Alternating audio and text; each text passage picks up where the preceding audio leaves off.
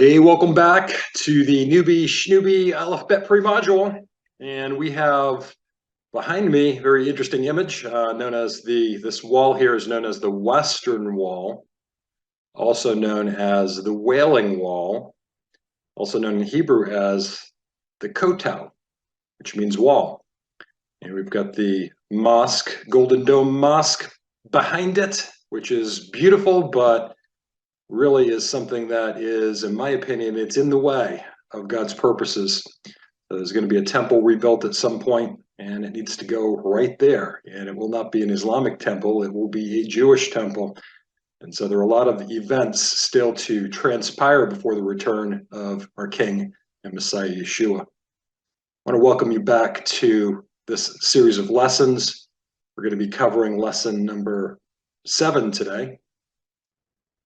And I will say before we get into our lesson today that just a little reminder. So up until this point, there's certain things that the student who's going through this program should have already accomplished or should be in the midst of accomplishing.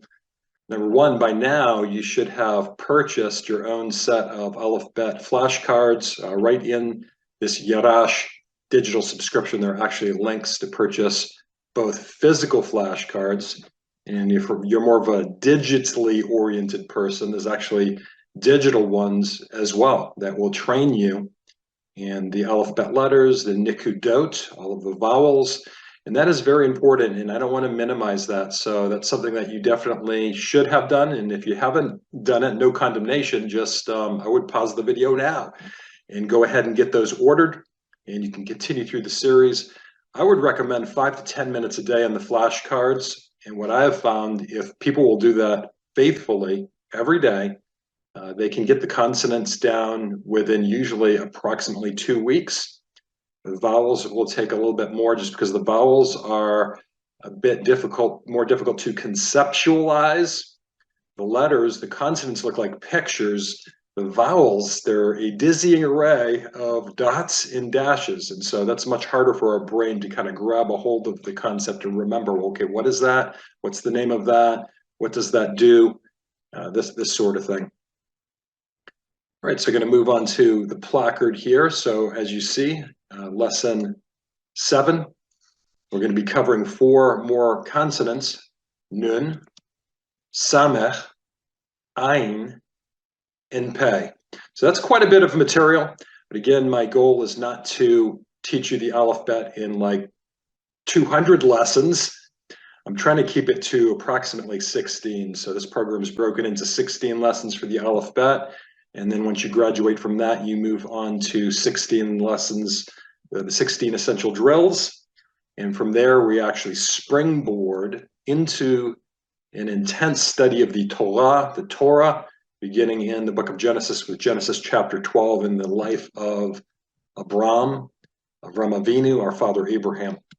So let's jump in today. So here we have the Nun placard introducing the letter Nun.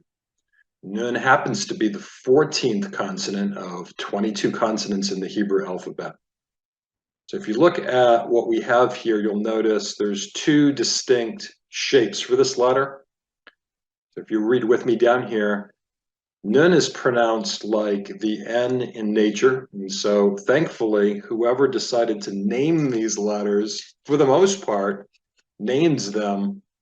The beginning of the name, the first syllable of the name of the consonant is the sound that it makes.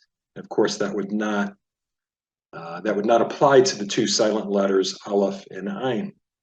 So Nun is pronounced like the N is in nature. It has the N sound. It takes a different form whenever it appears as the last letter of a word. And it's called the final form. So in Hebrew, you'd say this would be Nun. This would be Nun Sofit. Nun Sofit. So Nun, final Nun. Sofit it's a final form of the letter. So it's the same letter, makes the same sound. It just has a different appearance, almost like it's wearing a trench coat. It's in disguise when it appears at the end of a word. And there are a number of other letters that also have final forms. Some that we've covered already, others we have yet to cover. We've covered the Kaf, And the chaf sofit, that would be an example of a final form. And most of them are still yet ahead of us in our lessons here. So this could easily be misconstrued or confused with a vav because it looks just like a vav. So how do we know that it's not a vav? We know that it's not a vav because it drops beneath the baseline. So the baseline, the bottom point at which you stop most letters, the nun sofit actually goes below that. And so that's the easiest way of telling this apart from a vav. And without that, if it didn't drop below the baseline, it would be a vav. So that's pretty much the only difference. And I realize there are different types of fonts, so I don't want you to be confused. There are dozens of different fonts. I actually have a book on Hebrew calligraphy. You'd be surprised at how many different fonts there are for Hebrew. There are, I would say, hundreds in terms of the history of this language.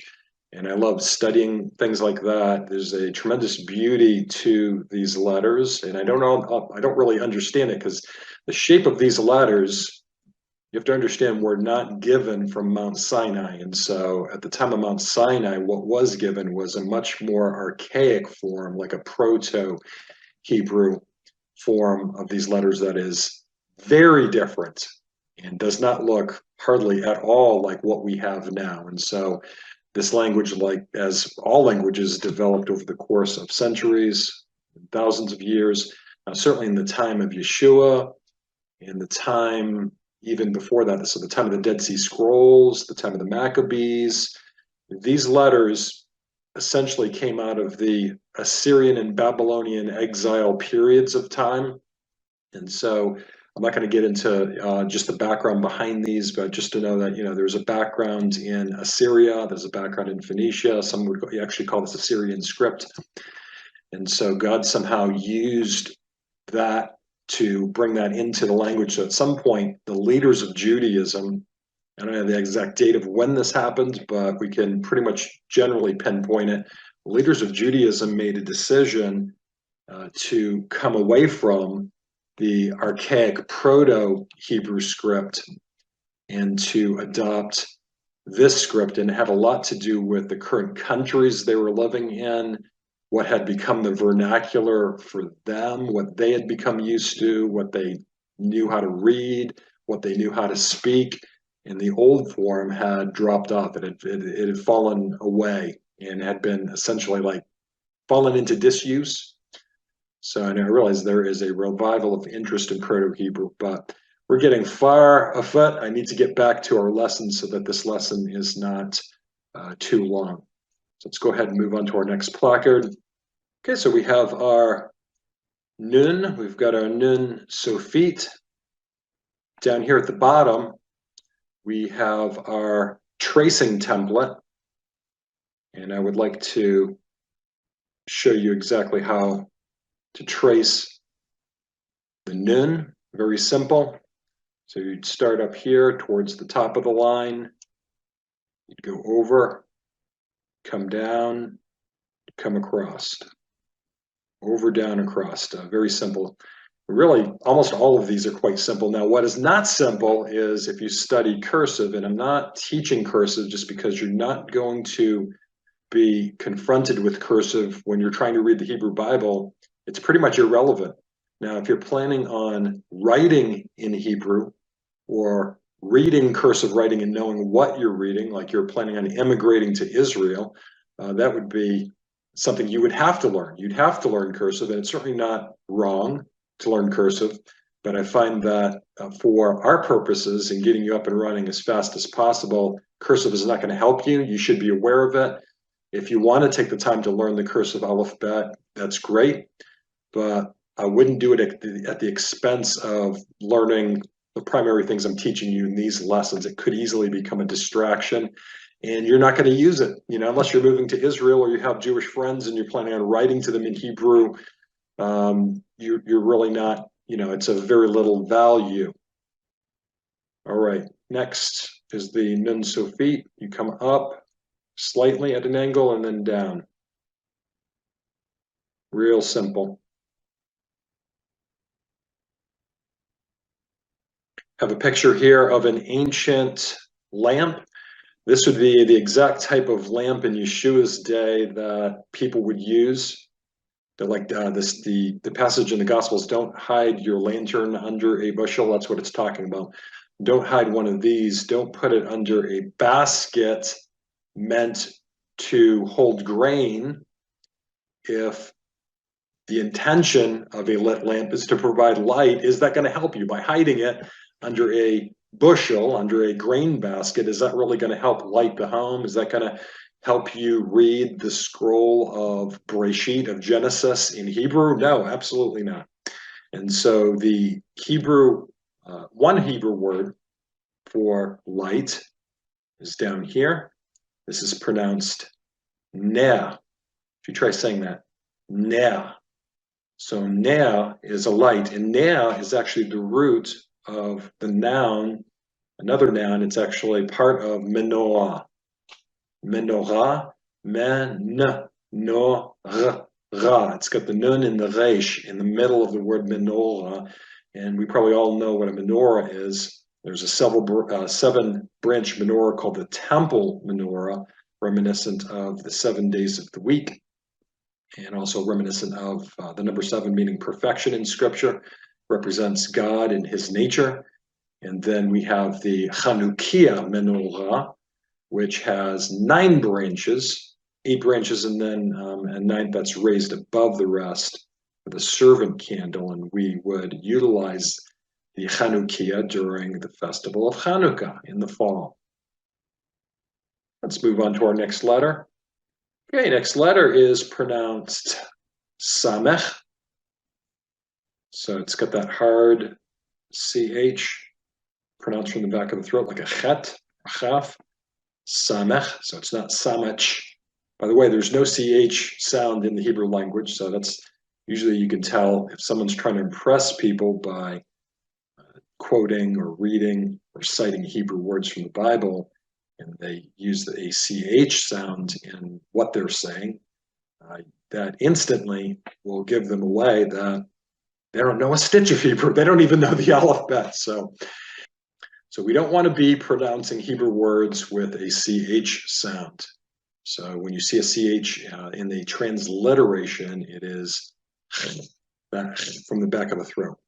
All right, Samech, so no final forms to learn. It's just straightforward, almost looks like a circle, right? It's a very simple letter. Samech is pronounced like the S as in the word sun. That's the S sound. So we actually have 2 letters in the Hebrew alphabet that have the same sound. The others we'll learn at the end of the course, and it is called a seen. It's the kissing cousin of sheen, and that has the same exact sound as the letter Samech. Samech in the Hebrew language represents the number 60. What you find is Aleph through Yod covers numbers 1 through 10, and then once you get beyond Yod, Kaf, Lamed, so Kaf would be 20, Lamed would be 30. At a certain point, you finish the tens and you move into the hundreds, and so that's how Hebrew works. And so if you have something like Kaf representing 20, Kaf Bet, that would be 22. Kaf is 20, Bet is 22.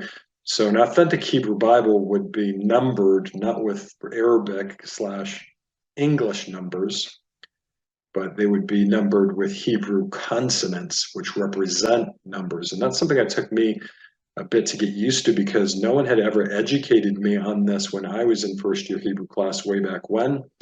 And so it's something I had to learn on the fly. Nobody was teaching me. I didn't really have anything to look. And so it was rather challenging when the Hebrew instructor says, open your Tanakh to a certain passage, and the Tanakh I had was completely in Hebrew, not a stitch of English, not a stitch of the numbers that we're used to in the English language. And so it was very confusing. I'd encourage you, you will want to pick up a poster. I actually have a link to a Hebrew alphabet poster right in the Yarash digital subscription. You simply just need to click on it, and you can order your poster, hang it in a prominent place. Those tools should become your best friend. And my rationale, my belief is that if you're really wanting to learn Hebrew quickly, You need to immerse yourself in as much Hebrew as you possibly can. So we do this by purchasing things like flashcards and vocabulary cards, or making our own, and we buy stencils, and we buy, even something like as simple as a coffee mug. I have a coffee mug on there that has the alphabet. So when you're drinking your morning coffee, you're studying, you're looking at the letters, and you're reminding yourself what they look like. And then we've got posters, and we've got, what else do we have? Placemats. Oh, well, how about every time you eat on your alphabet placemat. So these are all ways that you will be reminded of the things that I've taught and that you need to remember, and it will help you remember. So just a little encouragement. Those resources are all available with hot links, right in this subscription product. Very simple. All right, moving on to the next placard. All right, so Samech, the tracing template at the bottom. Start by going across like this, swinging down, coming straight up. So that can be done in one stroke, one unbroken stroke. And the other thing I forgot to mention is, in addition to you using flashcards regularly, everybody should be printing out the student practice sheet. I'd print that out at the beginning of each lesson where I'm introducing new letters.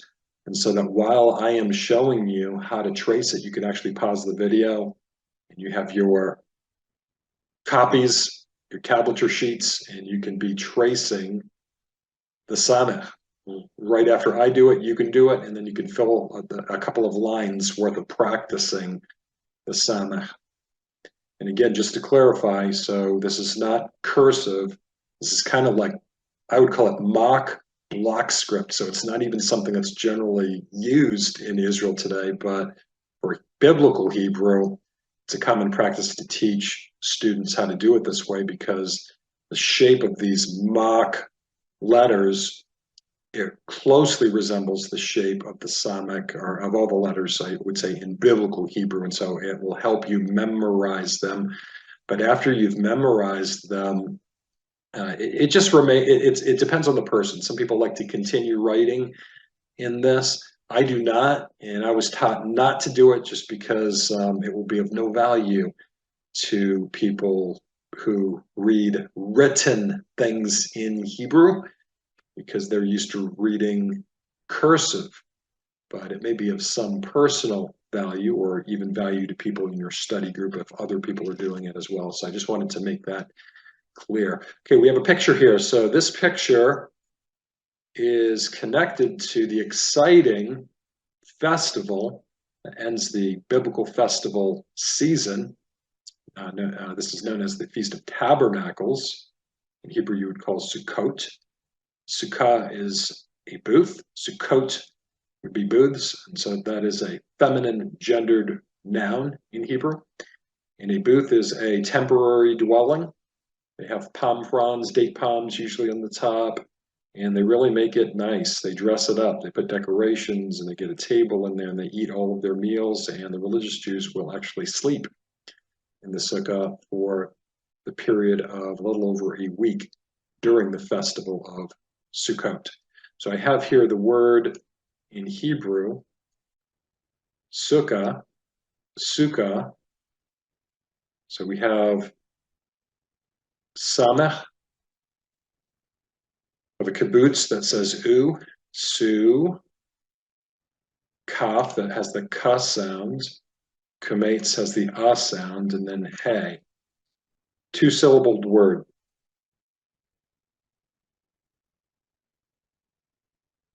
Sukkah.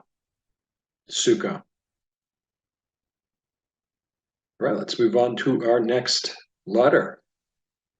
Introducing the letter Ayin, consonant number 16 of 22.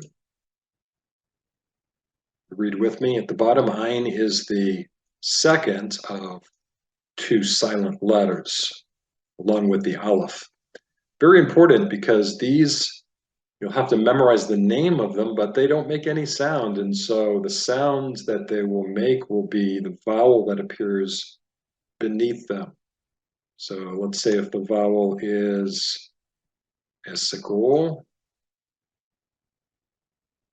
and you were to pronounce this syllable, you would say eh. So as if there's no consonant there because the consonant is silent. It takes on the sound of whichever vowel appears beneath it. Right, so here we have writing practice, our template down here. So they've numbered it for you. Starting on this side, coming down to the baseline, and coming over. There is a slight angle, so that might be a little bit tricky. It's not completely straight, a slight angle. And then your next stroke would be starting up atop again and coming down and meeting that horizontal line. And while you're writing these, you should be saying the letter Ayin. Ayin. Here we have a picture of a beautiful cluster of grapes. Hebrew Bible, the word for grapes is anavim. Anavim. You go ahead and break this word into syllables.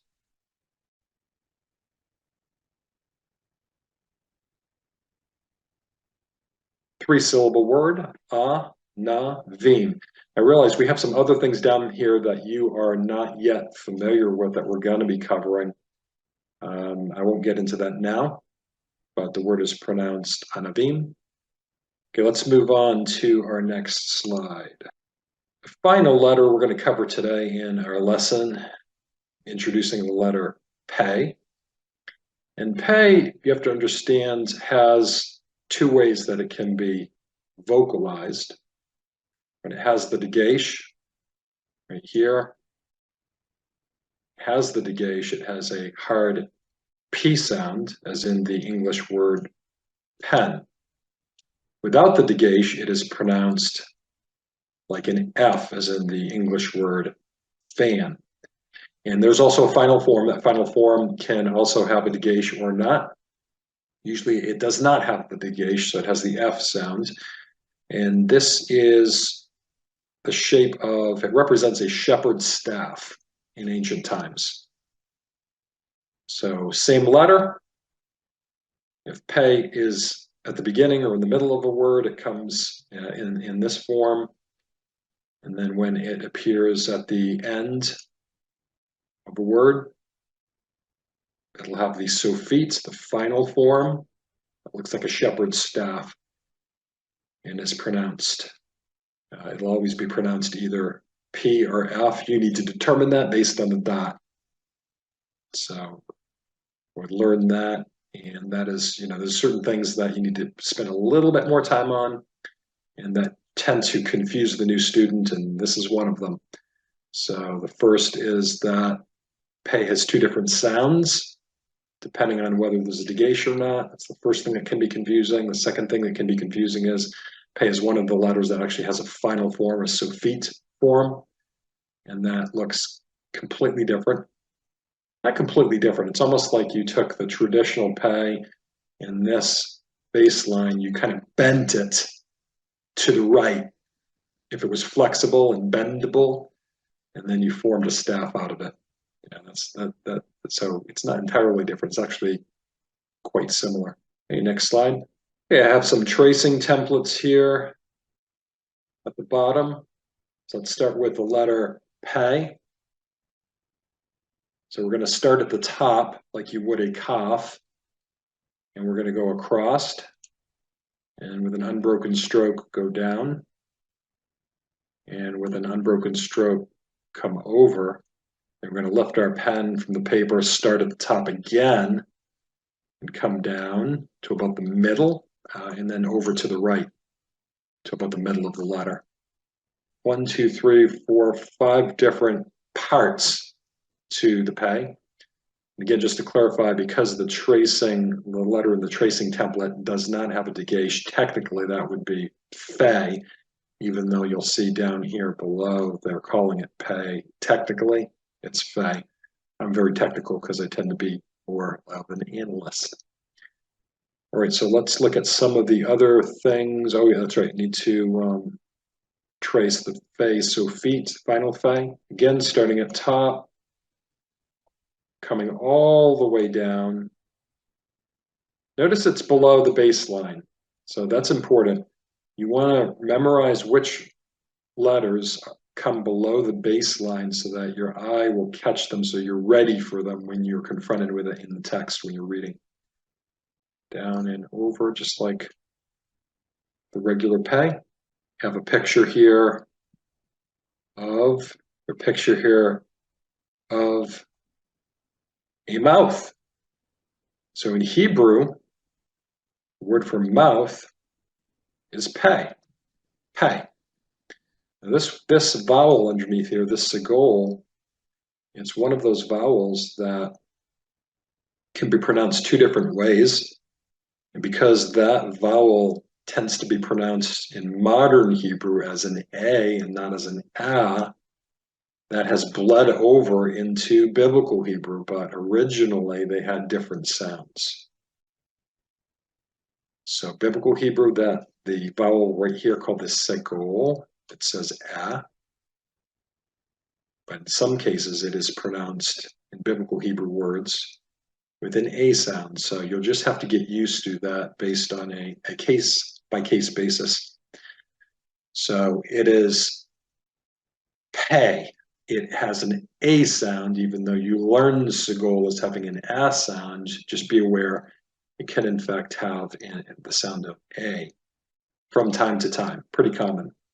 Like the word for Seder, a Passover Seder meal. Seder is a seglet. It has two of these segols beneath it. Seder, one of the segols has an A sound, the first one, the second one has an S sound. So I know that can be kind of confusing, but you'll find as you continue to learn, you listen to people speak, you read Hebrew, you're introduced to teachings that bring up Hebrew words. Of course, of time you're like, there's a difference there. And you will get accustomed to it in time. Okay, that concludes our lesson 7. We've got Nun, we've covered Samech, we covered the silent letter Ayin, covered Pei and Fei, and Pei and Fei Sophit. That's right, Nun, we should say Nun Sophit as well. Covered Nun Sophit. So actually, technically, this is a jam-packed lesson. You learned 6. You learned 6 different forms of letters. So you're going to have a lot to study. Most people have to watch these videos more than once. I don't want you to feel bad if you need to. You can watch these 50 times, if you feel like you really need it. Stopping, pausing where you need to, practicing, tracing out on your student downloadable template worksheet that I provided for you. And also doing this homework regularly, so you don't want to fall behind in your homework. Make sure that every lesson you're doing the homework. You're not watching a lesson, skipping the homework, and then watching another lesson. Bad. No, low tov, no good. It won't work for you. There's really no shortcuts. The shortcut is what I am providing you. That is the shortcut. You want to learn to read Hebrew extremely fast, faster than all the other people around you that are using more traditional approaches. Then do the things that I'm suggesting, and you'll be on the top of the leaderboard. All right, I'm going to put a cap on it. Shalom, shalom. I hope this has been enjoyable for you. Look forward to meeting you for some reading practice on our next lesson, lesson number 8. Take care.